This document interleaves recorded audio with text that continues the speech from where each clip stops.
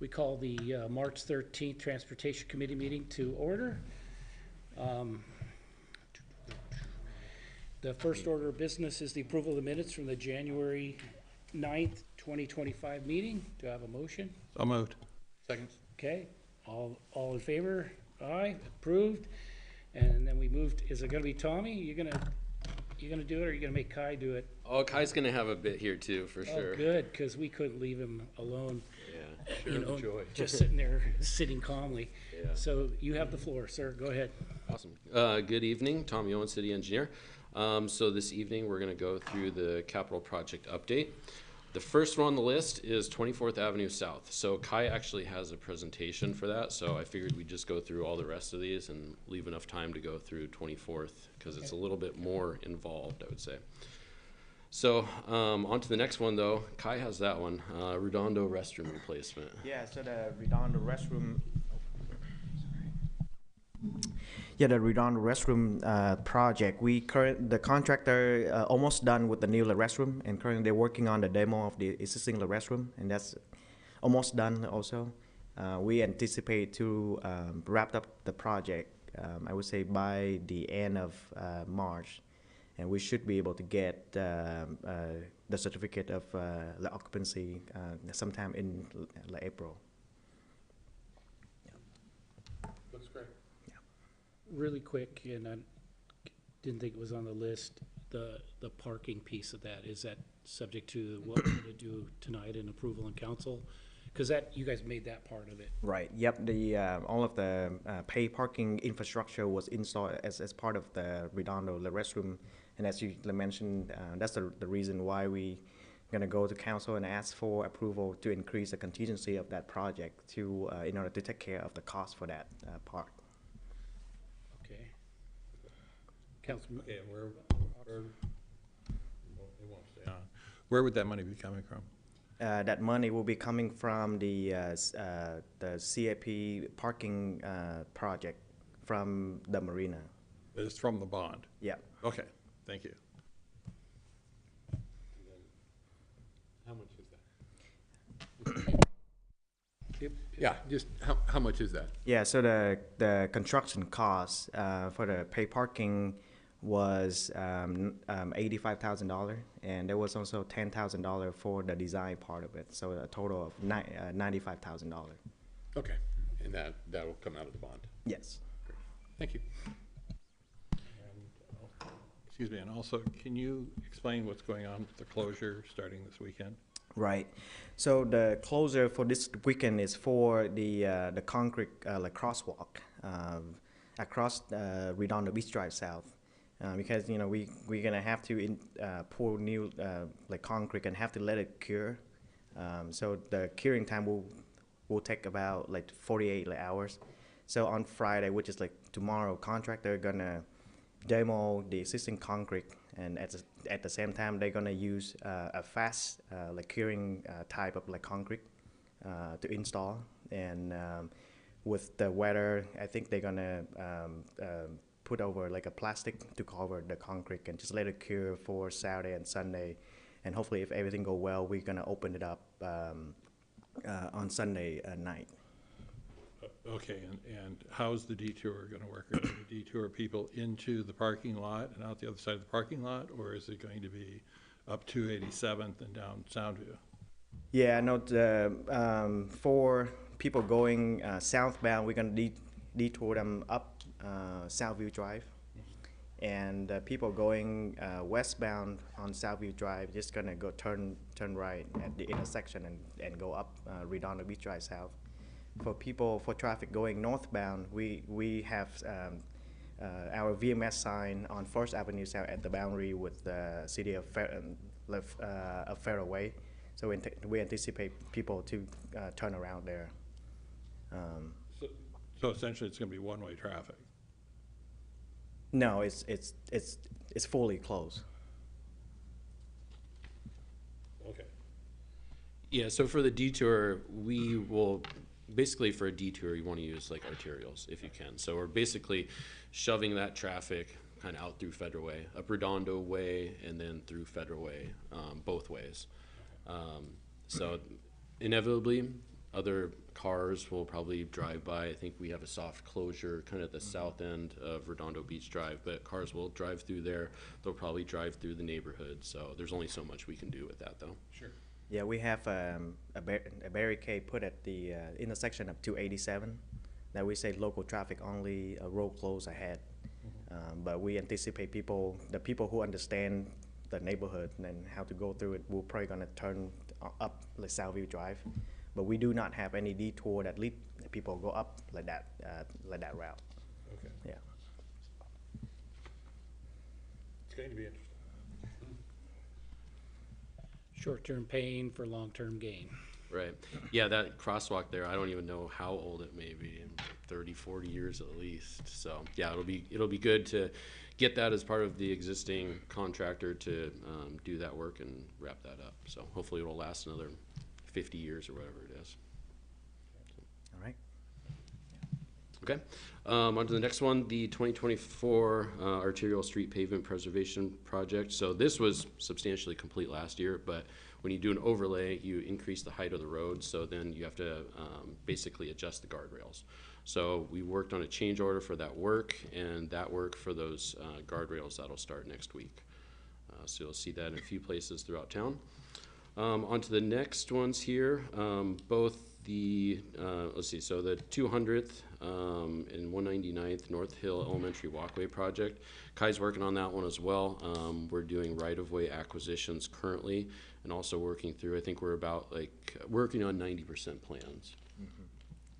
The Barnes Creek Trail Project, the design is wrapped up on that one. Right-of-way acquisitions are complete. This project, it went out to bid briefly last week. Unfortunately, we were a little ahead of ourselves there, and WashDOT kind of reined us in on a few things since they have a state appropriation for the project. We needed to cross a couple more T's, dot a couple I's, so we had to pull that back.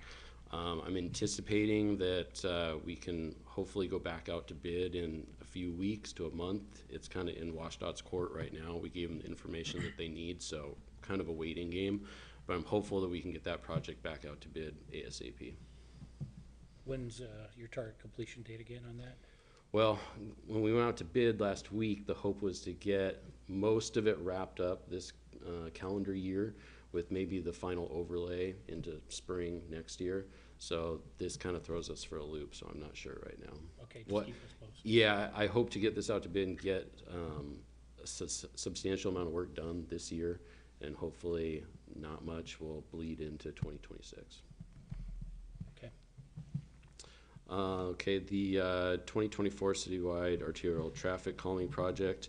So this, we will have an update for the committee in April for our speed traffic calming program. Right now, we're working on the design for a few speed humps as a pilot project throughout town, so stay tuned for more information there. The arterial street pavement preservation program. So we are doing a pavement condition index update. I think the last one was probably done in It was 2016. 2016. So we have a consultant basically who drives with a specialized vehicle throughout town, collects all the data of the asphalt, and comes back with all the information for all the roads throughout the city with the pavement condition index. So it'll be nice to get that updated this year. Is that data prioritizes where you're gonna go or not? And how do you use the data, I guess, is what I'm asking. It's a Yeah. combination, really, because you can, if you got really, sometimes if you have roads that are below a certain level, it's like, don't maintain them, let them fail, because they already need to be replaced, and so you can't do an overlay on them. And so you kind of triage based on the data, and the data is not always intuitive. What people would think, oh, I have the worst road, I need to be fixed first. That's not a life cycle way sometimes. Sometimes you accept that that road's already below saving, and so you're gonna just run it as long as you can until you get money to replace it in whole, versus like our overlay projects in other areas might go on areas that are in roads that are actually in better shape, because that'll maintain the longest life for the asset. So it's a balance. It's a very complex balancing. You also, like if you can get funding, it gains priority, and then also a lot of your strategy was on the most used roads as Yes. well, right? Okay, That's pretty normal. I'm not, let me check with Tommy if that's correct. Yeah, no, that's accurate. And so like the paving condition index is basically a 0 to 100 scale. So if you have a road that, and I'm just gonna throw a number out there, but say it's 50, maybe that's too low to do just an overlay on it. It needs to get basically pulverized and rebuilt at that point. So you're finding roads within that, say, 50 to 70 that maybe you just do an overlay on. Where you're gonna grind it up, add 12 inches of gravel, press it down, do all the other things. Take a look at subgrade. do a bunch Yeah, of other subgrade, things. drainage, everything, right? Yeah, okay. But we also then try to triage with other, I mean, it's harder here, but Tacoma, we would triage that then with the sewer and water department to say, hey, we've got a road we gotta tear up, now's the time for you to come in and check out your pipes. Well, the And so try franchise to agreements make it all kind of happen at once. take care of some of Yes. that. I know it's a little bit more process because you're working with different, like six But different some of those, entities. yes. Yeah, okay. But we look at it as a whole, we look at the asset as a whole, and we do what we can. Councilor Roxiger, you had a comment? Actually, wanted to, are we, if we're done with this, I wanted to back up on something. Back away. Okay, on the citywide traffic calming program for arterials, and it says, under design for speed humps as a pilot project, are we talking about traditional speed humps, or are we talking about the new type that they're using in Seattle, which are half? Yeah, so these are more the traditional type. Yeah, not the ones that kind of have the split for like a fire truck or something like that, yeah. Okay, thank you. Continue. Okay, on to the marina steps, and same with the Redondo Fishing Pier. Both those projects are under redesign currently. So other than that, there's not much of an update. The ADA compliance program and guardrail program, we're always evaluating locations and what we can do with those. Right now, just with staff resources, those are kind of falling by the wayside a little bit just because we don't have staff resources to work on those currently. So it's not technically a guardrail, but it's kind of designed to be one. The only one is that 216th, where you take the current corner, and there's Over here. still the metal. Concrete wall. I know what you're Yeah, talking about. but that one section's been missing. It just looks awkward and weird. Yeah, I understand, what takes priority, but that's one that's been there for a while, and it's a beautiful wall. It's just kind of a glaring thing as we try to place make the downtown. Yeah, I'll see what we can do there. Yeah, that would be the only one I keep seeing. I saw it today again, and I was like, Okay. okay. Okay, these are in the kind of red there, these are the same projects we've kind of touched on before. They're out there in our CIP, but we're not actively working on those. Planned construction, we've got the Barnes Creek Trail, as I mentioned. Little change from when I wrote this in committee, so this will hopefully go back out to bid soon. On to large project support, Sound Transit Light Rail. As I've mentioned before, the work is substantially complete on that, but there are a couple mitigation projects that the city is involved with slightly. The majority of these projects really take place outside the city, but there's some traffic control that kind of bleeds into the city.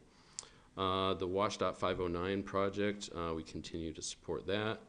The SR 99 pavement preservation project by WashDOT, they are currently under construction out there. Most of the work currently is focused on ADA curb ramps on Pack Highway, so you'll see some of that work going on currently. Really quick on that one. So the on-ramp's coming on to 24th. It looks like it's almost pretty much ready to plug. Have they given you a date when they'll open that part up? I think I heard June. June? Okay. I'd heard various dates through different reports, so I was wanting to see if you'd heard something different. Yeah, the last I had heard was June, I think. Okay, because it looked like they were pretty close. That's pretty close. Okay. Okay. The mitigation for Sound Transit Light Rail at 272nd SR 99, what type of mitigation are we talking there? If I remember correctly, they're adding a right turn lane on northbound 99 onto 272nd, so within Federal Way. And So they'll clip the corner of the A&W?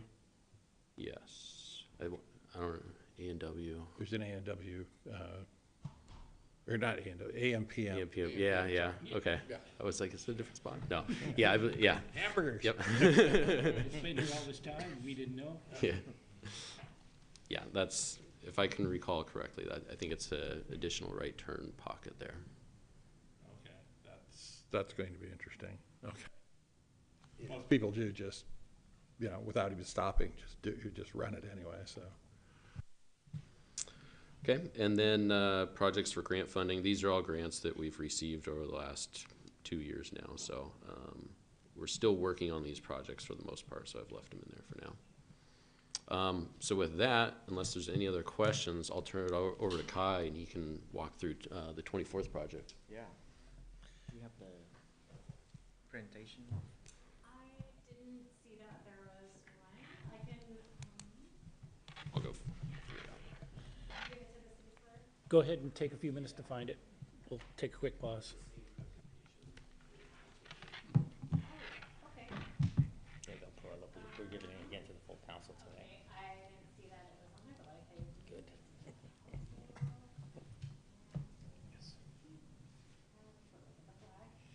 Triangle or? Yeah.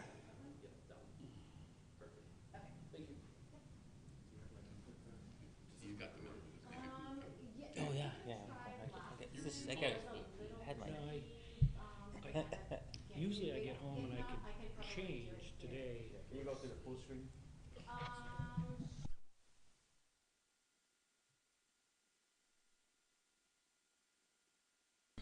Thanks, Tommy. Right. Good evening. Kai, principal engineer, and have a quick presentation here. Would like to go over an item on the agenda for the council meeting tonight. That is a request for council approval to amend the construction contingency for the 24th Avenue South improvement the project. And real quick too, this is the same presentation that Kai will be giving to the council later. So a little bit about the project background.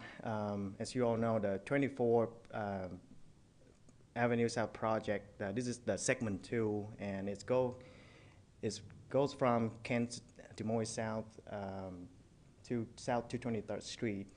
And the project proposed to expand the roadway to include a two-way left turn lane, as well as curb gutter sidewalk and bike lane on both sides of the roadway. And from the planning phase of the project, it was identifying that a conflict with existing utility and the project improvement will be challenging.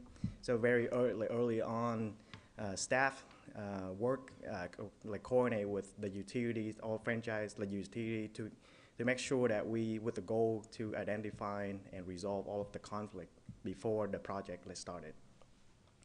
However, despite our effort, as you all know, during the construction phase of the project, we encountered multiple conflict with PSC utilities, which led to 2 different expansion of work of the project, and it's added construction costs and contractor file delay claims and things like that. So in the next few slides here, I want to walk through the coordination timeline with PSC, as well as kind of a breakdown of the added construction costs. Yeah. Have you identified why the original assessment of potential conflicts was inadequate? Did we just not have good data? Did we get bad data? Was it we didn't get the right data? Yeah, so I would say is a combination of multiple things, but I think the majority of the reason of why we run into so much issue was because, first of all, PSC transmission pole was delayed for an extensive amounts of time, and so that's one part of it. The second part was we resumed the first expansion of work, go back to work, and immediately ran into more conflict with PSC gas services, which was supposed to be relocated by PSC, but they did it wrong. So there was really nothing on the plan that we could have seen. Yeah. So the franchise agreement, excuse me, yeah, so the franchise agreement states we have to give them a reasonable amount of time to move out of the way. And our initial letter to them goes back to June of 2020, I believe.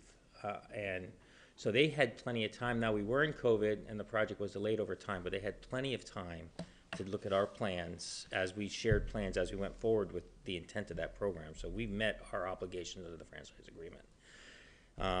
Then they had delays that they assured us that they would be ready for us to go forward, and they were not. So we went forward in good faith, and then we got slammed shut. And then they told us they were done after the first shutdown. And it turns out that they did not get the grade right on the line. So they moved the line, but they didn't move the services. I didn't see the extent or understand the depth that we were cutting the road, which is why we're building the walls, right? So they did not complete their engineering function. So now we have 2 delays, and we have about $1.2 million of claim, but we still have to finish the work. So we are going to add, basically, the gist of this, and this is the detailed pieces, we're gonna add contingency to the project to finish the work. And then we are currently under the franchise agreement. The negotiation started in December for what their liability is, and we provided them with all the information. We've worked with legal. The first step is between myself and Tommy and Kai are in the room on these negotiations, and the Sound Transit, or excuse me, the PSE lead. And so we've been meeting, we've met twice now, plus a series of emails back and forth over time, getting them all the data. So they're aware of what we believe our costs and our billing is to them. And so now it's going to, the city manager just called, met with their liaison at their level and called them and asked them, well, what's going on with the settlement to try to speed them up. I mean, generally speaking, PSE is not in a hurry to pay a claim, right? So we're gonna have to push them on that, and it may take a while to recover costs. And sometimes you settle because you don't wanna go, the city attorney feels that we're in a good position based on the franchise agreement that legal fees, we would also recoup those, but there's never a guarantee, right? So there's risk in any litigation. And so the claims process will be going from a negotiated piece between the public works level up to the city attorney level here pretty quickly, is my understanding. So your priority is getting the road done and more importantly, our kids' safety. That's why we closed it up for the winter. And that's why we did some of the mitigations we've done already, which cost us additional funding, and we let PSC know that. So, but yeah, we have to get this project done. And then the litigation is the litigation.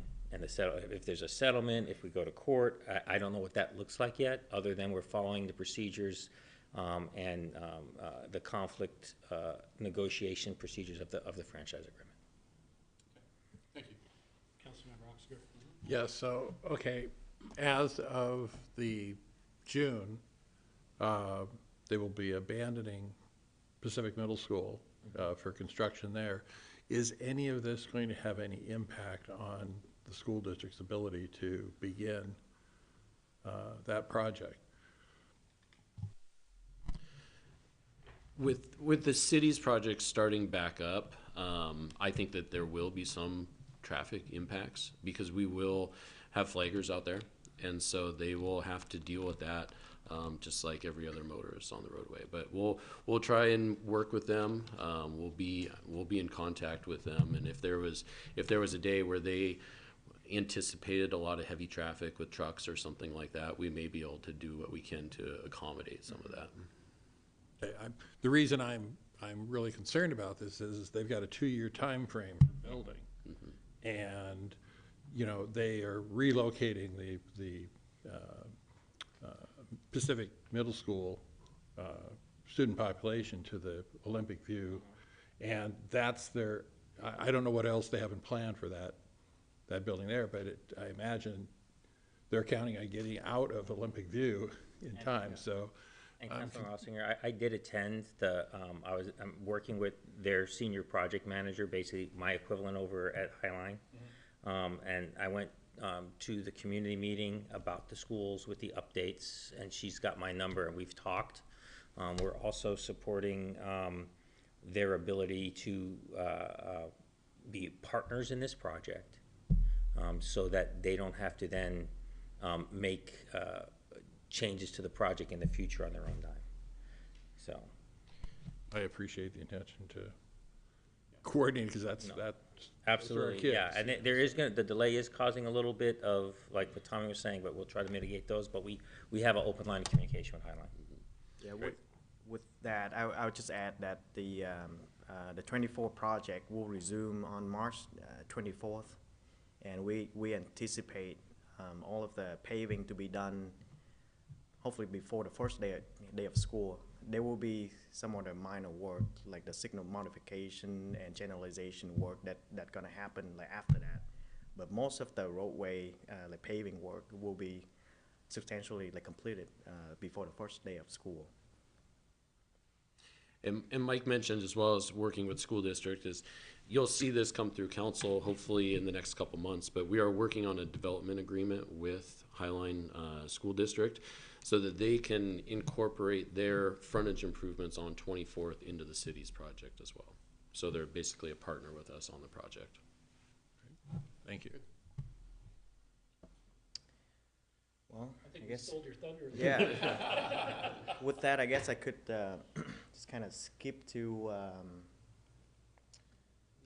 this cost, like breakdown of the added like construction costs due to the conflict with PSC. So first cost is from the first suspension of work, which happened between March 1st of 2024 to June 11 of 2024. So during that time, the contractor was responsible for maintaining the travel way for vehicle and pedestrian. So the total cost of daily overhead, labor support, material, and equipment total to be $135,551. How many cents it was too? Yeah. ESC will wanna know. Yeah. Yeah, utility impacts prior to the suspension of work number one. So during that time, the contractor was working on installing the stormwater and the water main. And because of the remain overhead line and the utility pole in place, contractor was not be able to use, the large equipment, but they have to scale it down. So it's costly delay and impacted the construction, the production of the construction. And the total cost, the total damage of that was $41,580. The utility impact between the first and the second suspension, so similar to the first one, this impact was when contractor was working on expanding the roadway, like grading the roadway and install the retaining wall. And they ran into conflict with the gas services and some of the overhead utility that still remain in place, and it caused delay and impact to their efficiency.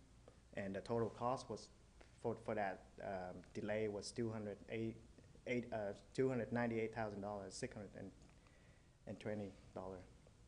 And like Director Mike mentioned, during the second suspension of work, we coordinate with the contractor to install a temporary roadway stabilization plan to help improve pedestrian safety and for the traffic on 24. Yeah. Yep. So then the cost for that was about $113,000. The second suspension of work, similar to the first one, the contractor was responsible for maintaining the travel way for vehicle and pedestrian. So the same cost of daily overhead, labor, standby, equipment, and material was $65,000. And this next one is because the project was extended for over a year. So this is the inflation cost of the labor got increased, material cost more. All of the remaining item of the project that hasn't done yet, like the HMA, the paving, the concrete, all of those material got increased. So the estimate for all of that cost was around $150,000. So this item is the item that we are still under negotiation with the contractor. The project was extended by, I believe it was 53 working days. Because of that, there will be increased cost for project management. This including internal and external engineering, construction management, and inspection costs. And that's total to be $240,000. And that includes your services and the professional services you described to, and it Yes. costs us $4,500 a day for their delay.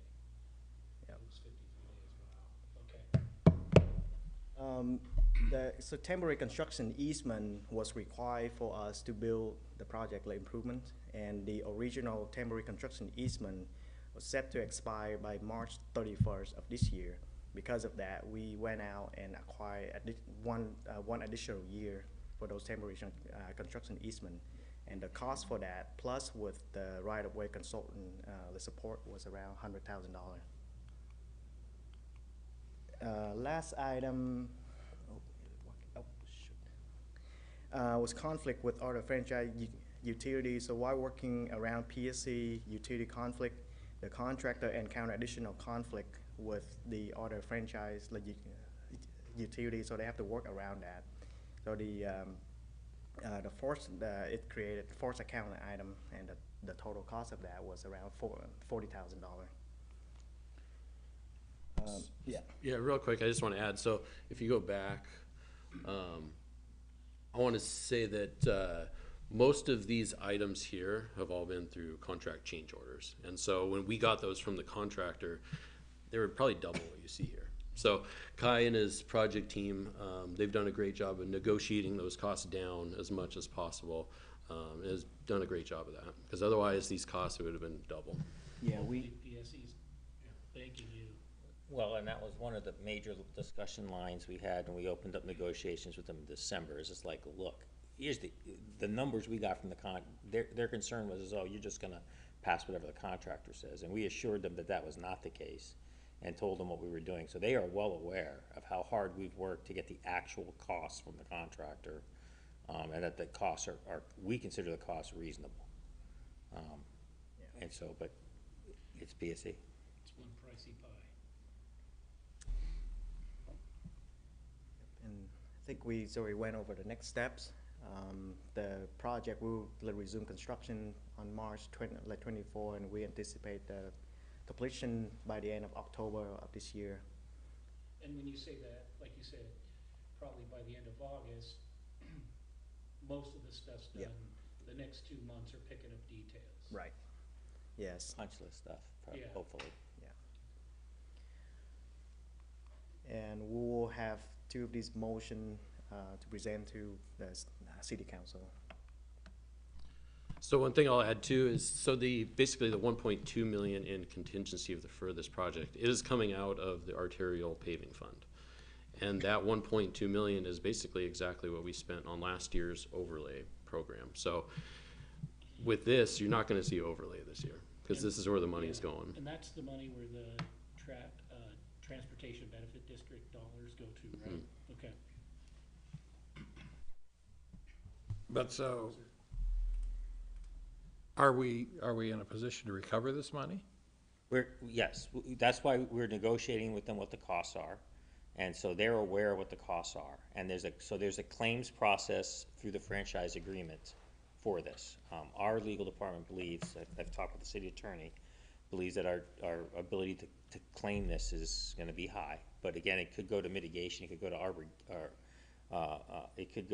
arbitration, it could go, so that piece hasn't been figured out yet, but we have the costs documented, and we've shared those with PSC, and it's been escalated from me to Catherine calling the PSC, or the city manager calling the PSC regional person, their government relations person, saying, hey, we don't have time to sit on this, the ball's in your court. So we've shared all of our information with them, and now we're waiting for them to come back to us with here's what the claim is worth. And then we have decisions to make. Do we want to fight that? Do we want to do arbitration? Do we want to do something else? Is that Mr. Lowe? Or are you No, Julie well, Lowe, or- yeah, Julian, correct. Julian is who the city manager called, and I'm working with Victoria. Gotcha. experience with him is he's been a solid guy, so I expect solid results from him. Well, we're hoping so. I mean, I think there's no real argument that these cost overruns belong to PSC. It's just, PSC is a very big animal. That's an understatement. So what is, and so what is our exposure then as far as with the contractor? The contractor is getting paid, and so the exposure is $1.2 million. So we're assuming the responsibility for meeting the contractor's, contract. Correct, And then we're going back to try and recover damages from Correct. PSC. that's correct. Okay. Money's coming out of our TBD fund. Correct. Hopefully to be replaced. Hopefully to be replaced, but we have to complete the project. Where it's at now is unsatisfactory, and so this is just where we're at. And so Tommy moved budgets around to complete this, and then we will fight the battle for recoupment, separate from finishing the construction.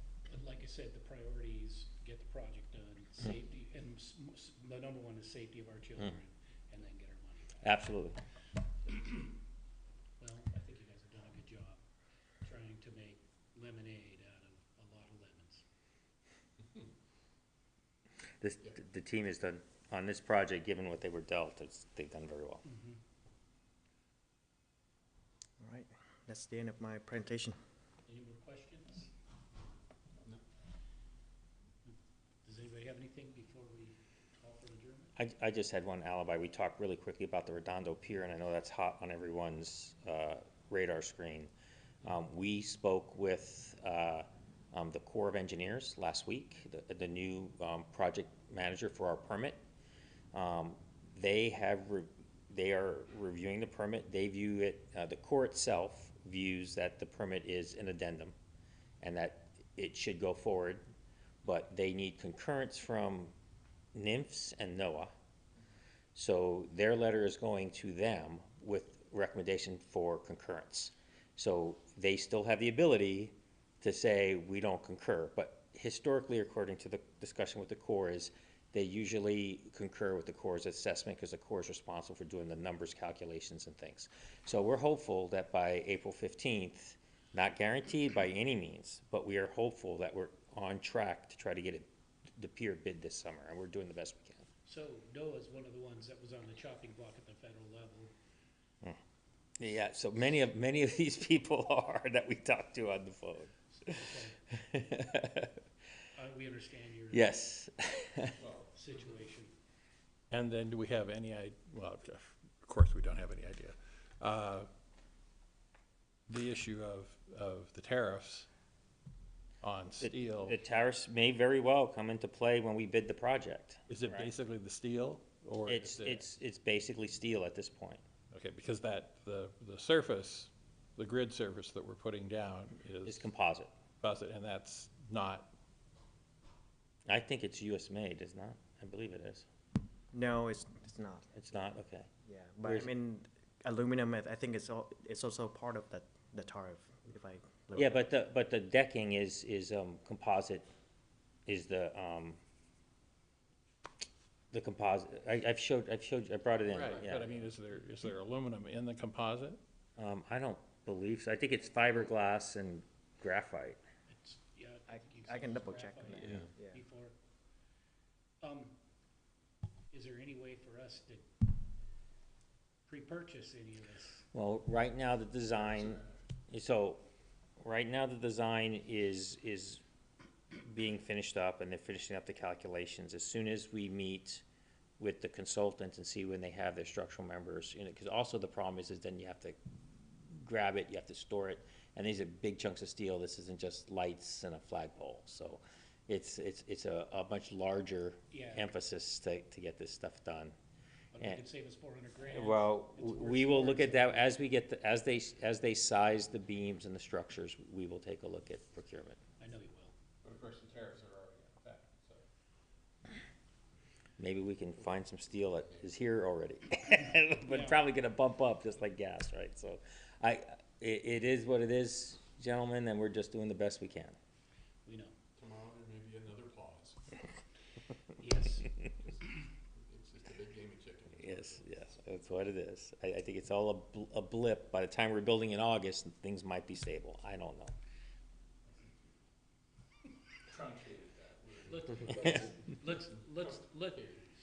Let's have a motion to adjourn on that.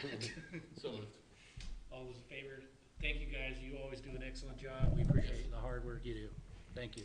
Thank you.